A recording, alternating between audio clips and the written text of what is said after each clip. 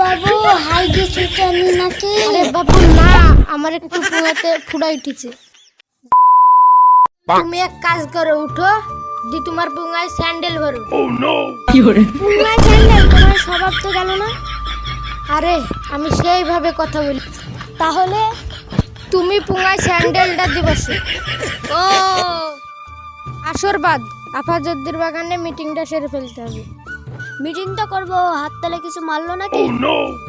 আর মানে জমিন আলী হাত লিগি তো দাঁড়িয়ে আছি, হাত খুব শর্ট। তোমার স্বভাব চরিত্র এত খারাপ, তুমি সব টাকা টাকা করো। কোথায় জমি কিনবো, কোন আরমানের কিনবো, কোন ছাত্তারের কিনবো, এই করি বেড়াও। শুনো, তুমি সভাপতি, আমি মোড়ল পাড়ার বিচার কিন্তু হবে নিরপেক্ষ। ছেলেটা কিন্তু খুব ভালো। আর হ্যাঁ, আসরবাদ ঠিক টাইমে পৌঁছে যাবো, আমি চললাম। আর হ্যাঁ, তোমার পুঙ্গা থেকে স্যান্ডেলটা বার করে দাও। ঘটনাটা তো কিছু বুঝতে পারলাম না, হঠাৎ মোড়ল বাবু এত সৎ হয়ে গেল কি করে? যাই বাড়ি যেয়ে গা ধুয়ে মিটিংটা তো আবার সারতে যেতে হবে, নাহলে মোড়ল বাবু আবার রাগ করবে। সভাপতির দায়িত্বটা তো লিখি না, সবাই ধরে পেরে চাপিয়ে দিল। যাই মিটিংটা সারতে হবে। বাড়িতে একটু কাজ ছিল, কিছু মনে করেন।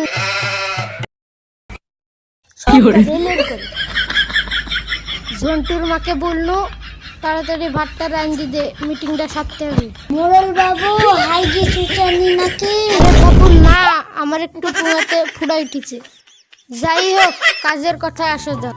মোড়ল বিচার করার আগে নুর আলমের ঘর মনে জানে তাকে। হারে হানুল, তোর বোড়া কদিন বাপের বাড়ি গেছে আর তুই ছেলের আগে একা পাই এত অত্যাচার করিস? সভাপতি সাহেব, মিটিং এর যেসব লোক আসছে ওদের সাথে আমার একটাই কথা, দুধ দিয়ে কালসাপ পুষেছি, বুঝলে? নাহলে আমার উপরে মিটিং ডাকে। উঠবা না, আর চুলের বাড়ি হলে 250 করে দুধ লিতা, আর তুমি একলা একলা খাত। শুনো মোড়ল, আর চুলের বাড়ি হলে 250 করে দুধ লিত, আর গায়ে কি শক্তি হতো, নিচে খেতে দিত, কোরা খাটে হতো। আরে শানুল, তুই তো খুব খারাপ লোক। মোড়ল শুধু হয় না, আমি স্কুল যাওয়ার সময় কোনদিন আমাকে 5 টাকাও দেয় না। আর মার জন্য প্রতিদিন চকলেট লেসে, সকালে উঠে দেখিস চকলেটের ঠুঙ্গা পেড়ি, আমাকে কোনদিন একটা চকলেট দেয়নি। রাত্রে শুয়ে শুয়ে শফিকের ভিডিও দেখে। বাপ, তুই থাম। আমি থামছি, নুর আলমের ঘরের কথা জানা মনে থাকে। তো মোড়ল বাবু বিচারটা তাহলে ঘোষণা করে দি। আমার কথা না শুনে আমাকে সাজা দিয়ে দিবেন? তোর কথা কি শুনবো রে?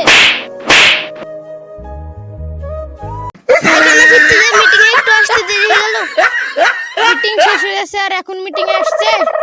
মোড়ল বাবু বিচারটা ভালো লাগলো না। ছেলেও কমারে না, আমার কাছে একটা প্যারও হয়নি। আমি হাঁকতে বসছিলাম, আমার পুঙ্গার কাপড় তুলে দিয়েছে। আমার পুঙ্গায় পাথর মারি কানা দিয়েছিল। আমি ঘাটের ধারে দাঁড়িয়েছিলাম, আমাকে পেছন থেকে পুঙ্গায় লাথি দিয়েছে। লোকে যাই বলুক, নুর আলমের ঘরের কথা মনে আছে তো?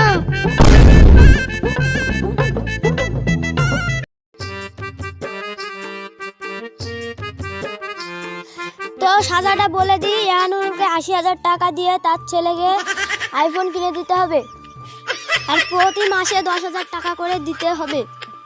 আর আপনার ছেলের নামে ধন সম্পদ সব লিখে দিতে হবে। শফিকের ভিডিও দেখা নিবি। মোড়ল বাবু, তাহলে বিচার শেষ। প্রতিদিন এহানুল আর ছেলেকে 1 কেজি করে দুধ কিনে খাওয়াবে, এটাই আর সাজা। মোড়ল বাবু, তাহলে এই কথাই রইল। মোড়ল বাবু, একটা কথা বলার আছে। 5 টাকা কি আপনার কাছে আছে? টাকা বলতে তোর ভাবি আবার জামা কাছে দিবার কিনলে। আরে তুই 5 টাকা কি করবি? সাবিরের দোকান থেকে 5 টাকার বিষ কিনে খাই মরে যাবো, এসব আর ভাল লাগছে না। বাবু, বিচার ঠিক আছে তো? ঠিক আছে, আমার ঘরের কথা যেন মনে থাকে।